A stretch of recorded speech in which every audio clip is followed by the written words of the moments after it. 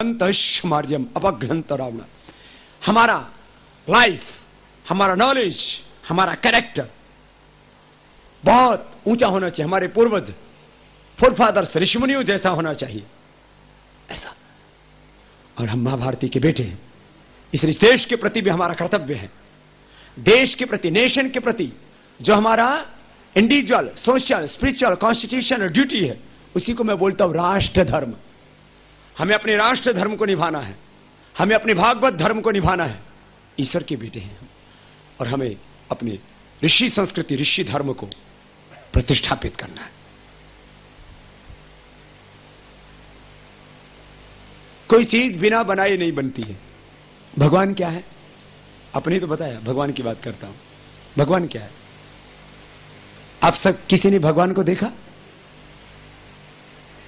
भगवान को मानते हैं? मानते तो हैं। कैसा होता है? बोलिए, तो पता नहीं।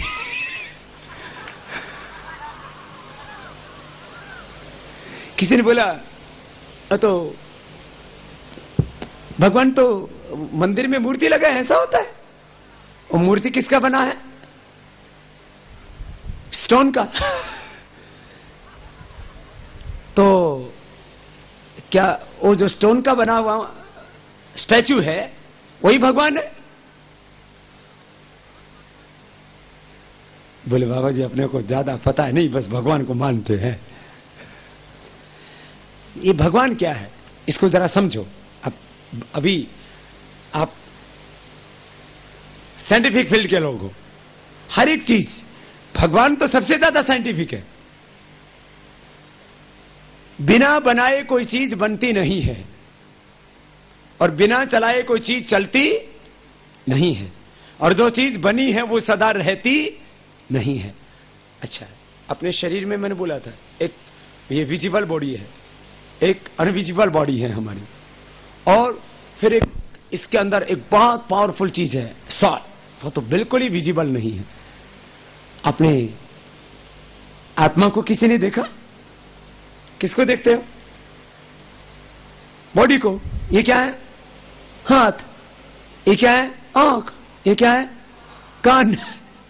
और ये क्या है? जीभ। अच्छा सुनो, ये सारी चीज तो दिखती है। स्वाद दिखता है किसी को? स्वाद दिखता है? गंध, जो आप डिफरेंट प्रकार के इत्र, डिफरेंट प्रकार के परफ्यूम्स दिखते हैं? मैं बोल रहा हूं, दिखता है? तो क्या मैं बोल नहीं रहा? मैं बोल रहा हूं, दिख रहा है, तो क्या मैं बोल नहीं रहा हूं? तो फिर दिखता क्यों नहीं?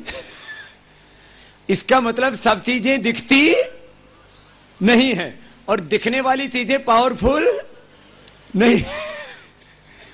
तो एक पावर है, उसने क्रिएशन किया है, उसी ने सारे यूनिवर्स को बनाया है। तो भगवान कौन है? जिसने सारा क्रिएशन किया है, क्रिएटर, सस्टेनर, सबको बनाया, सबको चलाया। अब बताओ, इस जमीन में से क्या क्या पैदा होता है? एक दाने से 1000 दाने पैदा हो जाते हैं। एक जमीन के अंदर, एक ही जगह पर, उसमें कितने प्रकार के फ्रूट्स पैदा हो जाते हैं, कितने प्रकार के वेजिटेबल्स पैदा होते हैं। इसका मैकेनिज्म कोई क्लियर कर सकता है? मुझे तो कोई मिला नहीं। एक सेल से, एक स्टेम सेल से एक इंसान बनता है।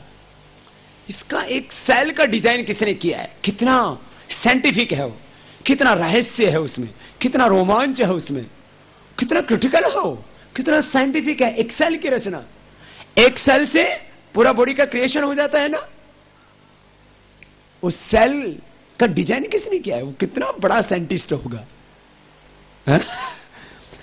अपन, भगवान ने जो हमें दिमाग दिया ना, इस दिमाग का इस्तेमाल भगवान को याद करने के लिए कम, उसको भुलाने के लिए ज्यादा करते हैं। जिसने दिमाग दिया उसी के बारे में पूछते हैं। भगवान भगवान कुछ नहीं होता। सुनो, ये तो भगवान की बात की। लाइफ किसके लिए है? जीवन किसके लिए है? जीवन किसका दिया हुआ है? बहुत से लोगों को तो जीवन का पता ही नहीं। ठीक है, जीवन है, खाओ पियो सो जाओ। तो फिर तो पशु ज्यादा अच्छे है, हाथी हमसे ज्यादा अच्छा है, खूब खाता है, विदाउट स्लीपिंग पिल्स सो जाता है, उसको बीपी शुगर भी नहीं होता है। फिजिकल स्ट्रेंथ में, खाने पीने में और चीजों में तो पशु हमसे ज्यादा अच्छे हैं। एक बात लास्ट, स्पिरिचुअल बात कर रहा हूं पहले, फिर आगे की बात करूंगा। मनुष्य में और दूसरे जो जानवर हैं, इनमें क्या अंतर है? आपसे पूछ रहा हूं। कुछ तो बोलो, आप बोलो। एलिफेंट है, शेर है, टाइगर है। एलिफेंट है, टाइगर है, हिरण है, और भी दूसरे हैं जीव। बोलो, एलिफेंट ज्यादा पावरफुल है या आदमी ज्यादा पावरफुल है? हाथी के सामने डालूंगा ना, फेंकेगा दूर।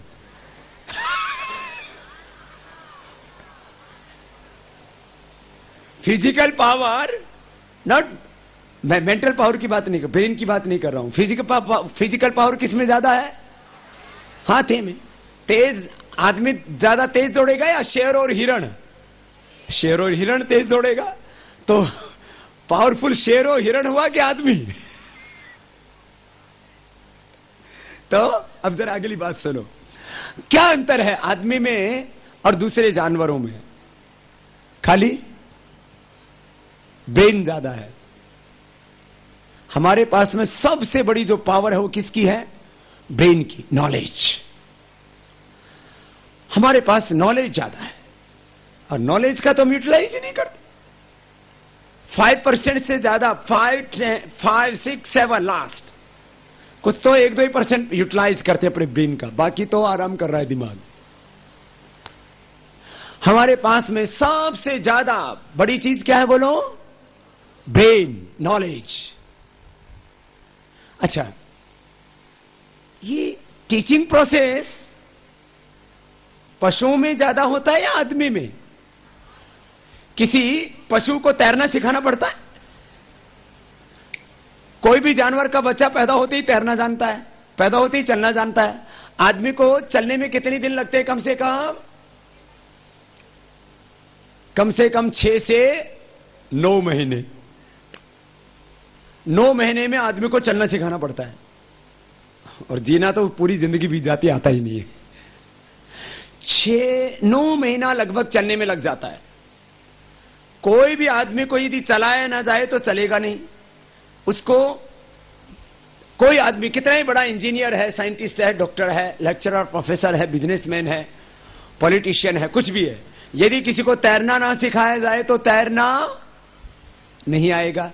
इसका मतलब जो स्वाभाविक ज्ञान है, स्वाभाविक ज्ञान, नेचुरल नॉलेज, वो हम में ज्यादा है या पशुओं में? स्वाभाविक ज्ञान किस में ज्यादा है? पशुओं में ज्यादा है। पशुओं को कोई स्कूल, कॉलेज, यूनिवर्सिटी नहीं बनाया। उनको जितना चाहिए उतना नॉलेज परफेक्ट है। उनको किसी गुरु की जरूरत, किसी स्कूल, कॉलेज, यूनिवर्सिटी की जरूरत उनको नहीं है। आदमी को सिखाना पड़ता है। क्यों? क्योंकि इस आदमी को ना सिखाया जाए तो पशु से भी बेकार हो जाएगा।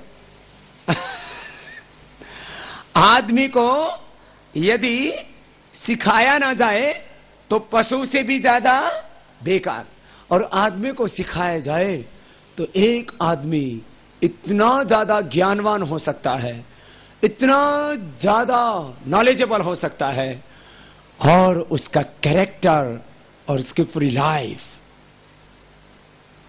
एक व्यक्ति दुनिया का इतना महान हो सकता है कि पूरी जहान के लिए वो प्रेरणा, पूरी जहान को रोशन कर सकता है, पूरी दुनिया को रोशनी दे सकता है, पूरी दुनिया को रास्ता दिखा सकता है। एक आदमी ऊपर उठे तो पूरी दुनिया को दिव्यता से, ज्ञान से, सुख से, आनंद से भर सकता है, और एक आदमी का दिमाग खराब हो जाए तो पूरी दुनिया को तबाह भी कर सकता है। अब दोनों संभावनाएं हैं। पशुता की गिरने की कोई सीमा नहीं और उठने की भी कोई सीमा नहीं। इसलिए 4 स्टेजेस हैं हमारी: पशुता, मनुष्यता, देवत्व, अतिमानवत्व। हमको गिरना नहीं है, हमको सदा क्या करना है? उठना है। ये हमारा ये पढ़ने का मतलब है। जिस प्रोसेस से आप गुजर रहे हो, आपको पढ़ाया क्यों जा रहा है? क्योंकि आपको यदि पढ़ाया नहीं जाएगा, बिना पढ़े कोई इंजीनियर, डॉक्टर, साइंटिस्ट नहीं बन सकता।